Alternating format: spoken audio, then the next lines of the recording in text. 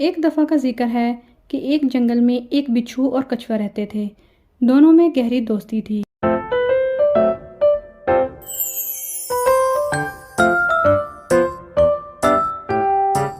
कछुआ तो दरिया में चला जाता, लेकिन बिच्छू दरिया के किनारे ही घूमता रहता था।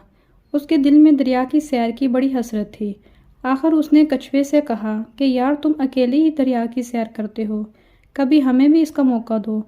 कछुए ने कहा कि बड़े शौक से तुम मेरी पीठ पर सवार हो जाओ और इस तरह तुम दिल खोल कर दरिया की सैर कर लोगे। बिच्छू कछुए की पीठ पर सवार हो गया और कछुआ दरिया में तैरने लगा। वो दरिया की सैर से लुत्फानंदोज हो रहा था। जब कछुआ दरिया के वस्त में पहुंचा तो उसने खटखट की आवाज़ सुनी। उसने बिच्छू से पूछा कि यह कैसी आवाज़ है। बिच्छू ने कहा कि मैं डंक चला रहा हूँ। कछुए ने कहा, क्यों, ये क्या शराफत है कि मैं तुम्हारे साथ नेकी कर रहा हूँ और तुम मेरे साथ बुराई से पेश आ रहे हो। बिच्छू ने कहा कि असल बात यह है कि डंक मारना मेरी आदत है, मैं इस आदत के हाथों मजबूर हूँ। कछुआ पेचोताप खाकर रह गया। उसने सोचा कि बिच्छू को सबक सिखाया जाए।